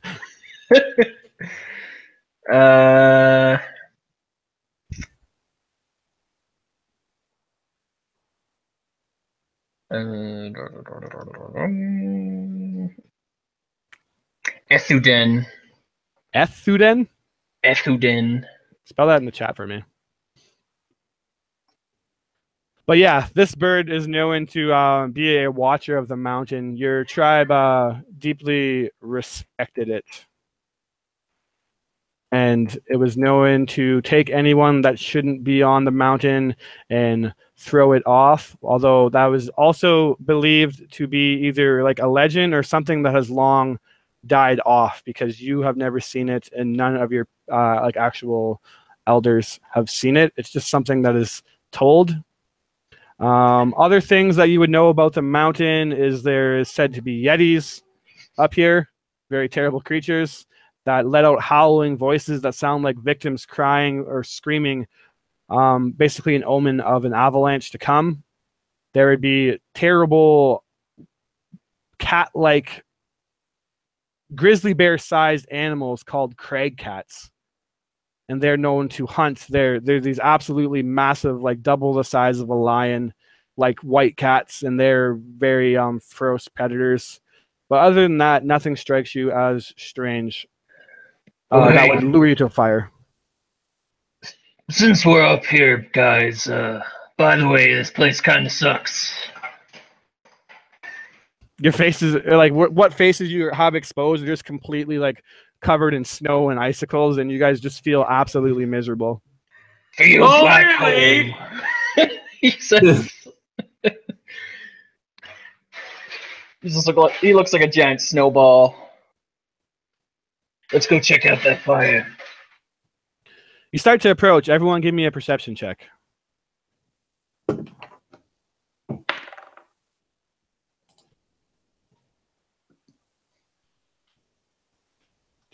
Do 8, a whopping 8. 21 from the Vulgar Knight. Anyone higher than 21? Nice. Beautiful, guys. Nailing out those nat ones. Get them out while you still can. Gregor, you're the first to see it, as these guys apparently have way too much snow in their eyes, or their eyes are frozen shut for whatever reason. They're actually having to like pick out the ice from their eyeballs and pry them open. You approach and you see a human-like figure sitting at the campfire. They don't seem to see you approaching, and they're hooded, and they actually go to stand up and poke at the fire. As they do so, their cloak falls down, and you see a head full of long, almost shining black hair. Stands up and has a they're obviously wearing very bulk furry cloaks, but you see that the hair is very long and almost shimmering, kind of like a nice black starry night or something like that. And then as you're watching and seeing this figure unknowing to you coming, you see the snow kind of move for a second, a big blotch of it. And then on the other side of the fire, another big blotch of snow moves. And as you're looking at this, thinking maybe you're fucking hallucinating from the cold because this weather is such bullshit, you realize that these blotches of snow are four-legged creatures, cat-like. And you remember Kogrom telling you of these predators called crag cats. White as snow, larger than a grizzly bear, that strike in big packs and pick off helpless travelers of the mountain. You see one of these cat-like creatures and you think to yourself, fucking grizzly bear. This thing's at least quadruple the size of a goddamn grizzly bear. And you see another one approaching, 4 with the 21. You somehow are able to pick out these things, and they're starting to crawl towards this figure in a pounce-like position, getting ready to attack it. Okay. Yeah, so Gregor would just scream, "Look out, you fucking cunt!" As he would pull a hand axe out and just throw it towards one of these. So, Now, hand axes have a range of what? Because you are still a pretty good distance away. oh shit, I'm really far away. Yeah, hand axes are like 20 feet or like 60 at the long range. Yeah, so it'd be at super disadvantage. Oh, that's fine. I'll take the disadvantage. Yeah. What could go wrong? Nat 1. Not one. It's just like frisbees and I rolled a 1 and a 2. They think he's attacking them. Watch out, you assholes! You go to throw it. You go to throw it, and you completely throw the shit out of your back. And you do so in such a terrible way that you lose your next turn. You're just like, oh god, I pulled something. Fuck. Everyone roll initiative as this figure turns up and turns around, and you see a woman's face, and she's like looking at you guys like, what the hell are you doing? And then all of a sudden a ferocious roar of these cats, and these crag cats pick up and start to pounce towards her. Gregor, what'd you roll for initiative? 19. 19. I won't completely make you miss your turn. I'll give you a con save to see if you can get it on your turn. Okay. 19. Kogrom. Did you post it in the chat? It's 15, sorry. I don't have the chat. I'm kind of like paged out, so. 14 for Dieter. And Gwent as a 13. All right. You count a total of 4 so far. Gregor, you're the first to act. Give me a Constitution saving throw. 24. You are used to next to me. you're used to your bones giving out like this. You still have half movement, unfortunately, from rolling a 1 and a 2, but you still get to at least act. How far away, like, are they? The crag cats are the closest one to you is maybe 60 feet away. How far away is this, like, other person? About less than 80. Okay. God, you know, I just realized is none of us have any ranged attacks. That's terrible. Okay. Noted. I have a ranged attack. Ooh. All right. So yeah, Gregor would just start screaming, "Look out! There's some fucking gigantic snow bears out there. They're gonna rip your fucking head off and shit." As he casts Bane on 3 of them. Okay. It's a Wisdom save, I think. All right, let me just smash out 3 of those. Wisdom And save. DC is 17. Fail. Bane is Fail. charisma, actually. Oh, charisma might be. Then even failing even more. All 3. Crag Perfect. cats aren't the most charismatic of cats. So then on their attacks, just minus a D4. Okay. Remind me of that when they come up, but I will do Gotcha. my best to do it because I almost guarantee we'll forget. So profanity starts to pour from Gregor's mouth like warm milk in the biting cold winter sky. Kogrom, you're up next. Kogrom goes into a rage. You rage out. You see this. It's strikingly, even from 80 feet away, you can tell how beautiful this woman is. You look at her, and you just get this strange sense of like, I've seen this person before. And then you see these cats. They let out a ferocious growl and just start to trek towards her. All right. How far is the cat that's closest to her? Closest to her is less than 10 feet away. So there's 2 that are sitting about 60 feet away from you, and then another 10 feet up is the other 2, and then she's 20 feet away. Or a total of 80 feet away, sorry. Okay. What's my movement? Okay. Are they close together? Not particularly. They've spread out in kind of a strategic way. Okay. As to like cut off all. So they basically have her pinned against the wall, so there's no easy escape. Gotcha. A common tactic by them. So what I want to do is go for the one that's closest to her, but I think that might be too far for me to get there and attack. So you can get 30 feet, which would put you a total of 50 feet away from her and 40 feet away from the closest to her Craig cats. Okay. I'll rage and then move 30 feet, and then instead of casting a melee attack, he's going to cast Sacred Flame on the closest one. Closest to the girl, right? Yeah, to the girl. Okay. So it has to make a dex save. You just see Kogrom just like bang his silvered axe on his shield and charge in, and then he like raises his axe, and you almost see like this glinting light just pop into existence near this cat. Needs to make a dex save. It failed. And it just explodes in like yellow light and flame, and he takes damage. Radiant damage.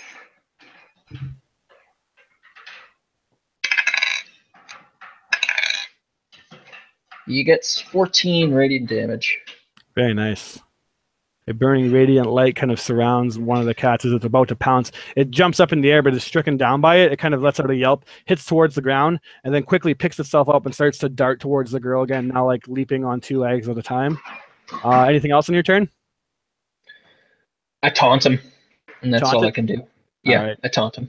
It's not necessarily listening to you now, being as close as it is to the girl. It is up next, the 4 of them, and they're all going to start to descend upon her. She's going to take 4 of these attacks. One is a pounce. Oh yeah, and they have minus D4 on all those. Okay. And the girl almost kind of standing there at first, you see like she's just dumbfounded, but then as the cat jumps in the air, you just see a swiftness that you weren't expecting. She does like one single step, just the perfect amount of calculation to dodge the first of these cat's pounce attacks. 3 others descend upon her and start to bite and claw. Let's see if any of them land really quickly. Okay, they do manage to get 2 attacks through on her. The first one, she comes up, she quickly sheaths or draws out this gigantic longsword that a woman of this size, you would think would struggle, but she has no problem whatsoever. She actually holds it in one arm momentarily and just bashes one of the cats in the side of the head, sending it flying. It kind of topples over for a moment. As she does so, she readies it in both hands and readies to swing the other side, but a cat jumps in and bites her on her shoulders. You hear her yelp out in pain, punch it in the face, ready the sword again and swing down. She misses as the cat jumps back. Another one comes in behind her and rakes claws down her back. She takes a total of, let's see here. I guess it doesn't really matter to you guys how much damage she takes, but she does take some damage, I will say. Put that right there. And add that in. She lets out a yell of pain that just sounds angry more than anything. Dieter, you're now up as 4 of these cats are now on this girl with a big ass sword. Okay, so Dieter is going to, he sort of, first he shuffles forward to where Kogrom is at, and he lays a hand on the barbarian's shoulder and closes his eyes and just says, "Morning Lord, protect this man, defend him." And he's going to cast Sanctuary on Kogrom. So, I am immediately going to go in there and like rip him a new one. So Sanctuary might be more useful than somebody else, or like. Oh, that's a fair point. All right, Yeah. he will not do that.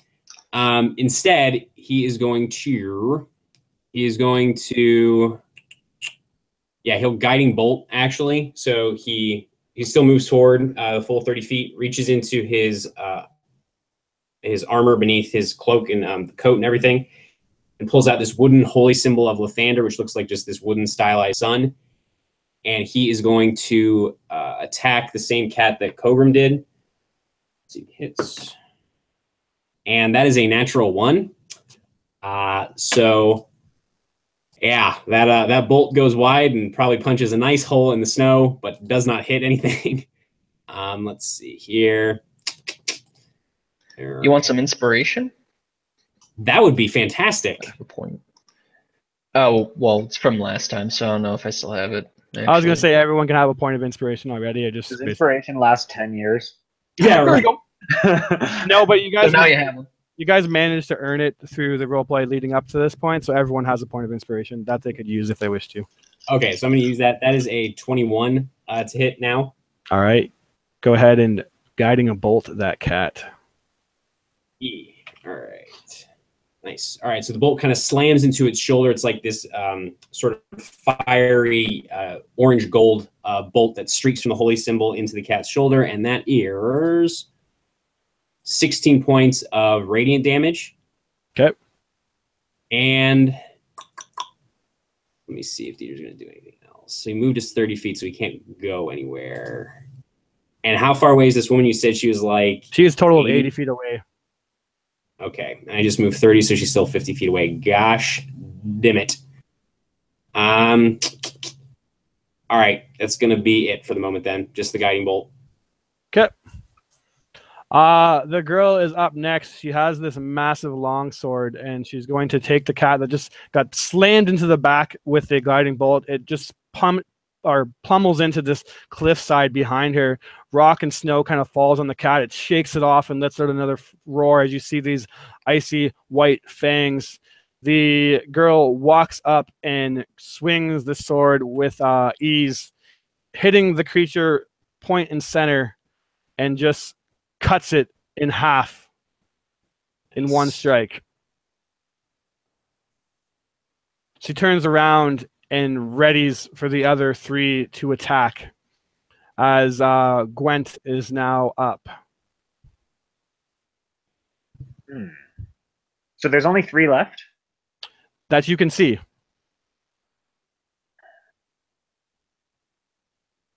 And they're about maybe 70 feet from me? Correct. Give or take. One? Yeah, the closest one is 60 away from you. Yes! That's all I needed here. So Gwent is going to, he's kind of mumbling under his breath, God, it's been years since I've done this. I don't know if I'm going to remember. Dear, grant me your speed. And he's going to charge forward, hoping that his connection to Tyr is still strong enough that she will grant him this spell. And as his legs start to run forward, a quick beam of light illuminates around him, and his legs start to move faster and faster, and he's casting haste on himself. Cool. And with that, my movement speed doubles, so it goes to 60. I'm going to rush up and lay into this guy.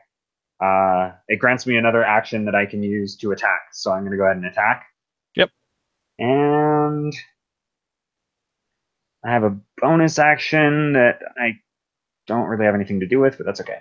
I'll go ahead and do Great Weapon Master. Sounds good. Ooh, and that is an 18 on the die plus 5. That's going to do it. And that's going to be...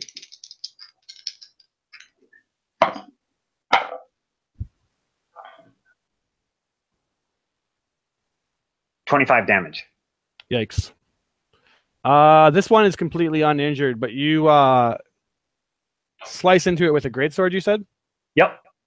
And definitely injure it very badly. It lets out a just screech of pain and turns on you and tries to claw back, but obviously you bat it away. And it's at that point that you hear another distant kind of growling, and you look up, and standing on the perch above the girl is 3 more crag cats. And they're going to pounce at you, Gwent. Give me a dexterity savings or strength saving throw. Strength is way better. Yeah, I wish it was a dex. Oh, but that's still only 12 on the first one? You are knocked prone as this cat lands on you with a weight of a small building. It almost feels like it drops you to the ground, and you just see these massive fangs that are almost the size of your face. Its deep red tongue lapping, waiting to get a taste of you. And it's at that point that 2 more jump off, and they're going to drop to the ground and start to claw at you. Doing so at advantage now that you're prone. So My AC is 20, though, because I'm hasted. All right, perfect. Keeping in mind the 20, we got a 26 to hit and a 21 on the first, or that's both attacks, sorry. So let's do that. 2 claw attacks rake across you for a total of 15 damage. You're knocked to the ground as these 3 cats now are upon you. Just ahead of you, you've seen Gwent kind of shuttling through the snow, almost like he's on a snow or like a snow machine or something. He's just ripping through. Snow's kind of flashing up in the air, flying around. And then as soon as he cuts into a cat, it turns around. You hear the roar. 3 cats jump down on him, just start clawing into him. Gwent disappears into the snow. That brings us to the top of the initiative, where Gregor is now kind of the furthest back, having his back hurt. He's cussing. He's baying the creatures. What do you do? Can I get over there by Gwent? Is that within my range? Give me a con save to shake off this damn back pain. Oh, perfect. 10. That is a no. God damn, you threw it out bad this time. You knew better than to throw the hand axe, man. Dude, last time you threw the hand axe, never attack. Okay, so I hobble forward and I yell out for Kogrom, come on, put your back into it. I fucking can't. As I use my commanding strike. Nice. And so he can take his reaction to attack and add a D8 to the damage. Okay. Okay. Can I use a cantrip? Does it have to be an attack of some sort? It's got to be like a weapon attack. Okay. Either that or I can give it to Gwent. He'll take out hand axe and try to throw it at anybody who's within 20 feet. Yeah, this is the one that's badly injured that Gwent just cut into. I'll go for that one.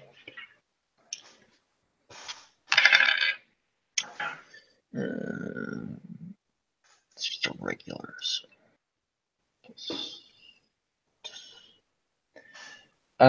16. 16 is a hit. All right. This is a D6 plus D8. 5, 4.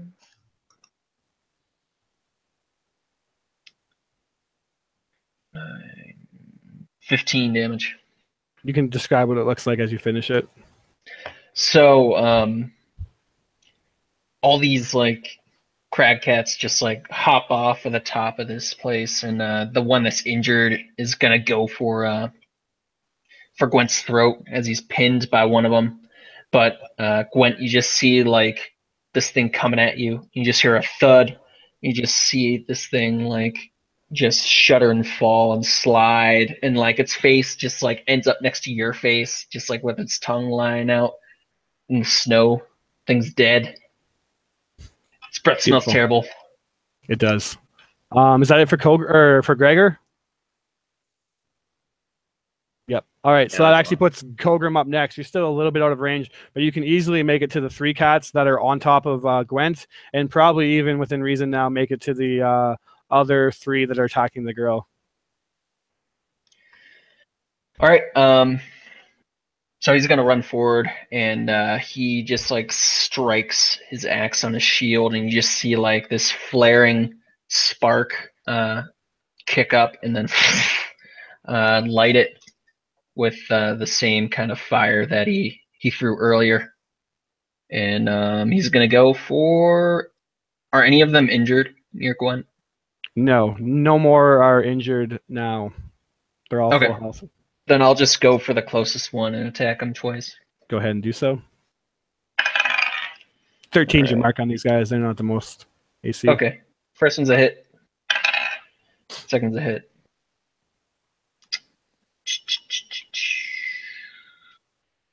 Okay, so I got my rage, I got my blood right. Alright. 4, 8, 12. So 24 damage on the first one. Nice. And 5, 7, plus 12. 19 damage on the second one. That finishes another cat off. 2 strikes, just poosh, poosh, cut it right in half. Yeah, this one he just thuds into it like a log, and it just like shudders and falls. Gets a shield up and batters it away as it dies. Absolutely. Anything else, or is that it for your turn? That's it. That's Dieter. it. Dieter, you're now up as you see Kogrom run in, helping Gwent out just with 2 quick strikes, takes down another Crag Cat after cutting down one with a hand axe.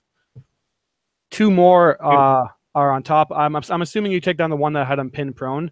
So there's 2 more Crag Cats on either side of Gwent on the ground, and then 3 on the girl. Jeez. All right. So Dieter is going to move his full 30 feet of movement forward, and as he walks, he actually closes his eyes for a moment and remembers what it was like a decade ago when, for the first time, he stepped out of his house in the morning and saw sunlight streaming through the clouds, covering the sky as the curse had been broken. And when he opens his eyes, they're this sort of orange gold color, and these 4 like stylized miniature suns made of pure orange gold energies just well up around him as he casts Spirit Guardians. He should be well within range, I would think, of the cats. Is he within 15 feet of them? Yes. Did I move? Okay. So then I need wisdom saves from all the cats within range. Kogrom, Gwent, and the girl and Gregor obviously are not affected. Wisdom saves? Yes, please. Interesting. Something fun might happen now. Rare. What's your DC? 15. Let me just see what else happens here. Okay. Interesting. And last but not least, sorry, it's a what radius, just to see if it gets all of them, or It is a 15-foot radius from myself. from yourself. So I think it would definitely get the two on Gwent. I guess you could probably position yourself in a way to get them all. I'm fine with that. It's actually worse for you. So, how large is the mountain path that we're fighting on here? Pretty large. 5 feet, 10 feet. You have about at least 100 feet of mountain, not right next to you guys. Oh, like the thing that she's against is like 15 feet. Sorry. Okay. But in the distance, there is like a massive still mountain, obviously. It kind of just is completely surrounding you. You're essentially like climbing the equivalent of like Everest or something. Just this absolutely massive mountain. But what does the Spirit Guardian describe what it looks to me, what it looks like up until the point where it's just about to hit? So go ahead and describe that spell. So it's like, as I was saying, these sort of orange gold, like miniature suns with like these rays of silver and red coming off of them. And as they sort of hone in on these crag cats, they just sort of like slow moving meteorites to just kind of crash against these cats, or attempt to crash against these cats. And as it does so, just before the meteors crash on them, there's like this almost, you swear, it kind of reminds you of like a counter spell or something. A reflection that bounces and then suddenly these meteorites come flying. Can I towards you. counterspell this counterspell? It's not counterspell that they're casting. Okay. These guys have an innate thing. I don't know why, to be honest with you, but they have it. And That's dope, though. it basically turned its spell on you, and you take the damage. All right, so I need to roll that wisdom save, I guess. Which I do not. So I'm actually going to use my first point of luck for this night, apparently. Is that slightly better? Wisdom? Yep, that's enough. All right, so I only take... So Dieter, through the whipping snow, is like looking at these cats, and then he notices that the suns are coming back towards him, and you just hear him go, oh shit! And then they hit him, and he kind of staggers back a bit. He doesn't take too much damage, thankfully, but he is completely surprised. But this dispels the spirit guardians. They're still active. So I'm assuming, okay, so they're still up. And they're still going to swing around, which basically I think at the start of their turn now, they make the saves again. Correct. All right, that'll be fun for you. Oh, shit. All right. Hang on a second. Let me look at something here. That's so awesome. I love that. These cats are terrible. Let me see here. Shit. Does Bane affect the saving throws? I think it does. I thought it was just attacks. Correct me if you can check it if I'm wrong. Most of them passed pretty It's well. saving throws too.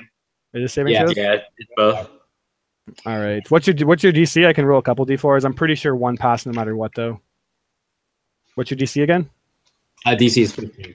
15? Oh, yeah. One rolled over 20, so even a D4 won't take it down enough to fail. Jesus. Wait, would he take 3 times the damage if they all reflect it, or does he just take once? I haven't really decided how that works yet. I think 3 times the damage sounds better, but that's just me. I mean, the way it works is each cat has this individual ability, so if each cat makes it save, then in theory it would turn the spell. Jesus Christ. Oh, right. Man.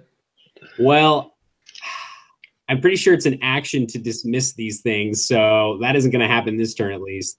Yep. So instead, what Dieter is going to do is, after staggering back as his spirit guardians smash into him, he just says, Lathander, please help me. And he's going to clutch his holy symbol and actually use mass healing word at level 2, which is a range of 60 feet. He's going to heal himself, the woman, and Gwent. Cool. I don't think Kogrom or anybody else is taking damage, so let me roll that shit real quick. All right. Hopefully the cat can't reflect this. While you're rolling up that, you can just type into the chat the heals. I'm just going to do the girls' attacks.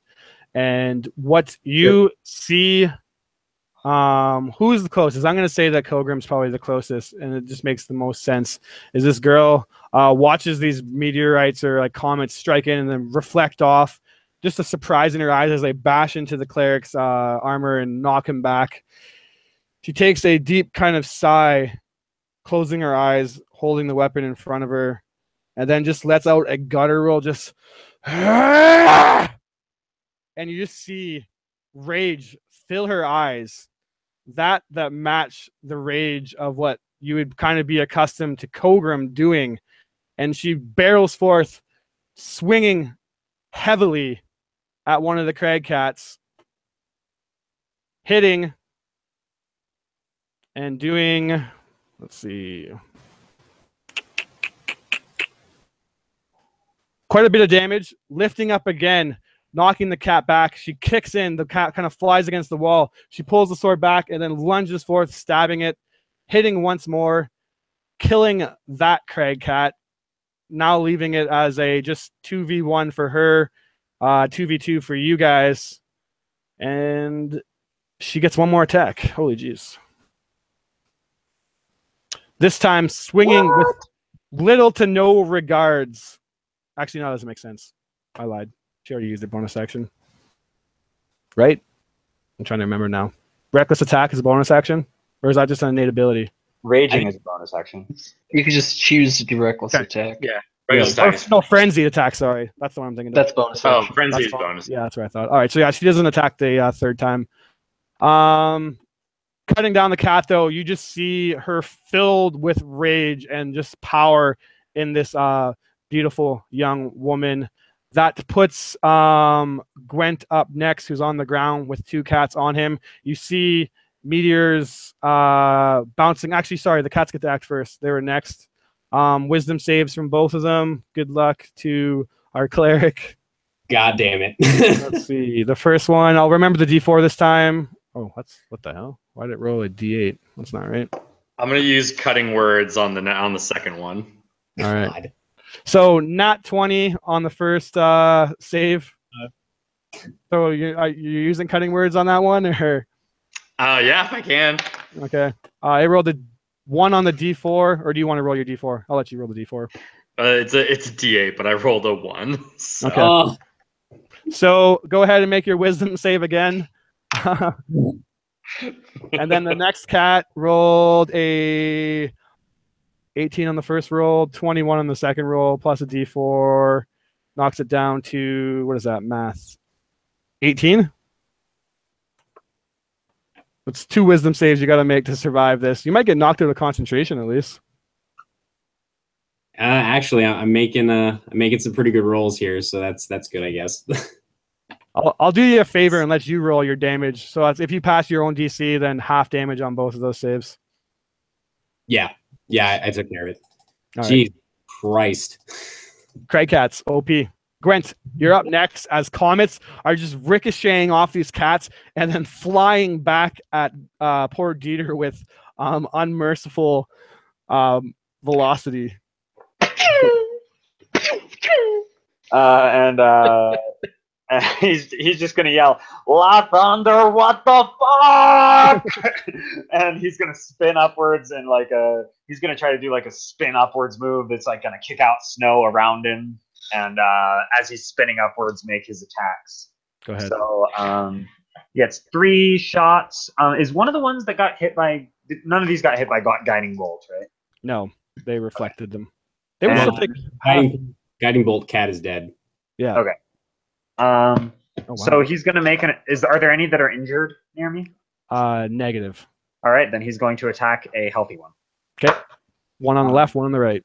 Great Weapon Master. That's a 14. That's it. All right, I'll go ahead and roll damage on this actually.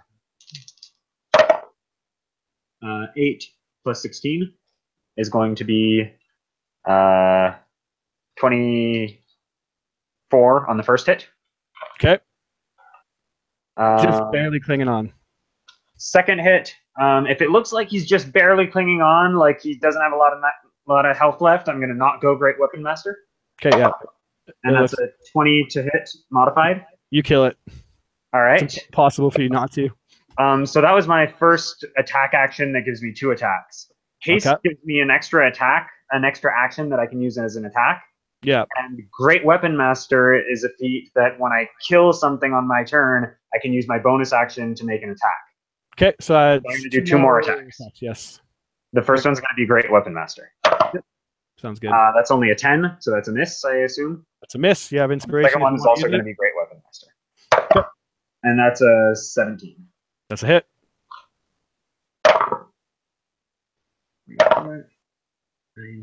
9 plus 16 is going to be 25 damage. All right. Badly injured. Next up are the cats, and what they instantly do as they see that chaos. Actually, wisdom save is what they instantly do. Sorry, Dieter. There's luckily just 1 more left. So actually, I got a question for you. Not to challenge your ruling, and obviously maybe I'm misinterpreting this. So because I was curious, I looked up the Crag Cats online. Yeah. And that spell turning doesn't work on area of effect spells. Oh, did I misread it? Would you count Spirit Guardians as area of effect because it's within a 15-foot radius, but it does affect certain creatures that I choose? Would you consider that a targeted spell or not? I think technically that it would probably be AoE-ish, but arguable. And since I'm already kind of got you this deep in, we're just going to rule it that that's how it works. Okay, no, that's fine. I was just curious. But this one rolled a possible fail. Let me roll the d4. You might actually get the blast 1. Your DC is what? 17? 15. 15. Oh, sorry. I totally lied to you. It passed it. 17 is what it rolled. So yeah, sorry, I guess I misread that. I guess I could definitely argue that it is technically not AoE, but I think it definitely would have been AoE. Well, I like it. And because, I'm specifically saying, these targets, get hit and these targets don't, I think it kind of makes sense. I was just curious. Yeah. You guys are level 10 anyways. You can handle it. So go ahead and roll your save. But as you're doing that, the cats now, their pack being cut down in more than half, look at you all and realize that you are by no means easy prey. They let out one kind of threatening roar and then take off. They use their action to disengage and run away. Unless you guys want to pursue and try to kill them, you can, but they do not seem to be looking back. I'm going to assume that no one does then, to which the girl slams her sword into the snow right beside the fire. Ash kind of like flares up, and then she looks back at you, kind of whipping her hair in the snow, and then meets your eyes. Breathing heavily, she starts to come down from her rage. Takes one more deep breath. Who are you? Kogrom. Who are you? My name is Sophia. Sophia of the tribe Kelroth.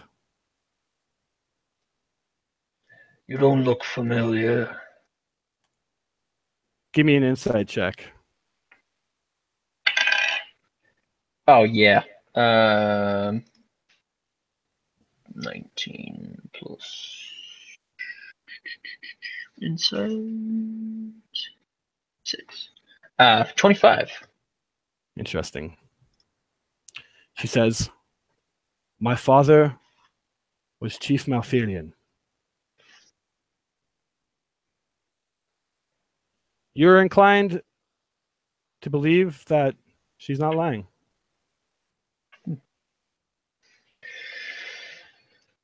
I'd recognize that ferocity anywhere. Well met. These are my friends. This is Dieter, the priest. Hello. Gwent, the Avenger. And, well... I'm just some old fuck. Don't worry about me. It's Gregor. He's hard to miss. She nods her head. With a 26, you would obviously get the feeling that something's strange, but as she looks at you, she just has these dark brown eyes that stares into you with like little to no questioning of her position here. She doesn't seem like she has this just very pretty youthful face, but she stares at you with not even a doubt of fear or anything, and just looks at you confidently. Says, She seems like she belongs here. I could have handled myself, but thank you nonetheless. 7 of them. Even with your skills, 7 of them would have given you a run for your money. At least we saved you some sweat. That stuff can kill you in these temperatures. She nods. Wasn't not saying thank you. Just letting you know that I'm not helpless. She picks up her sword again, holds it out challengingly at first, and then sheaths it. Well, I never said that. Anyway, what are you doing? What are you doing out in this weather? Why are you not taking shelter? The storm blew in. It caught me by surprise. It's been a long time since I've been back here. You look familiar. Why? I am of Clan Kelroth as well. Impossible. I thought Kelroth was wiped, all except me. No, How do I know you speak the truth? How do I know you're not one of the druids? How would she know? She readies her sword.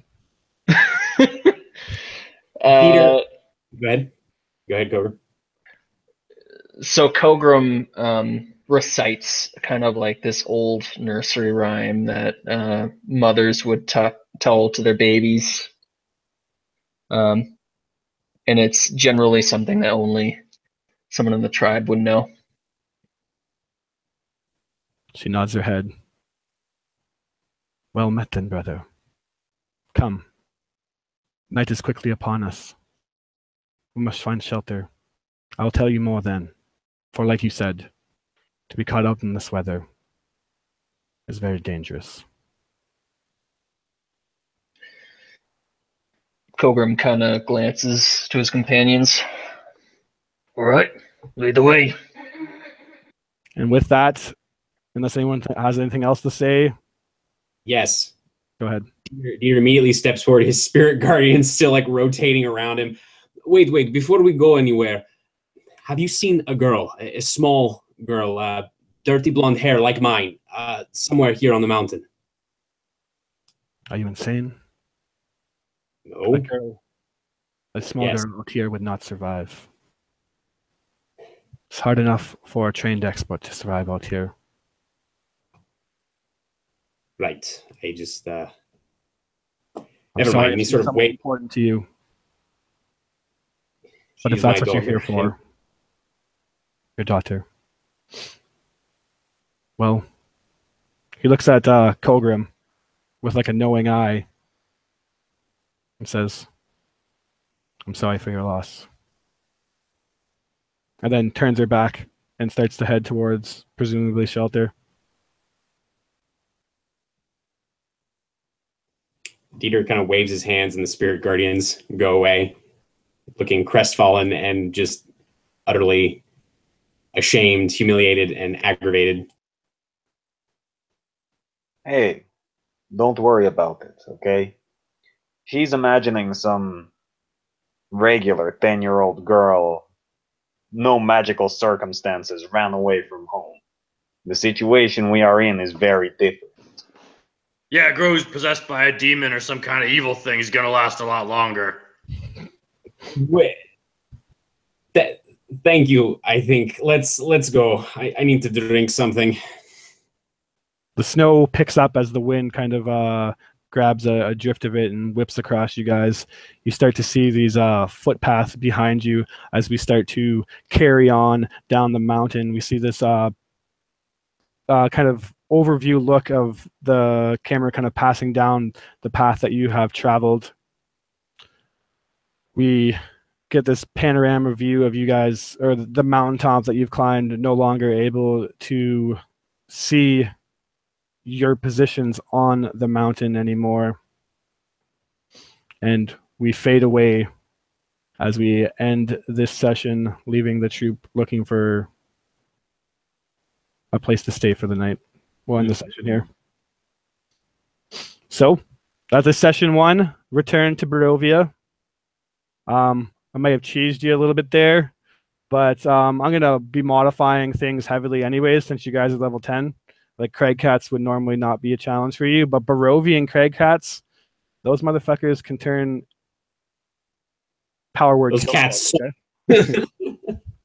Yeah, no, they suck. That was nasty. I was glad I got to use it though. Note to you. Well, These Craig cats have been bathing in some sort of crazy magic shit. yeah, they're Amber Temple Craig Cats, all right. They've unlocked some dark lore that can. They've seen some shit. Yeah. Nonetheless, though, man, that was a really good session, guys. I don't know how you guys felt about it, but I felt that was great, and I can't wait to see where this goes. Dude, yeah, this is epic. Any final words before we end the stream? All right, then. Thanks for playing, guys. We'll try to schedule something before the new year, but I imagine it's going to get pretty hectic for everyone, so we'll see what happens. I'll talk to you guys after the chat, and thank you for anyone that watches. Peace out. All right.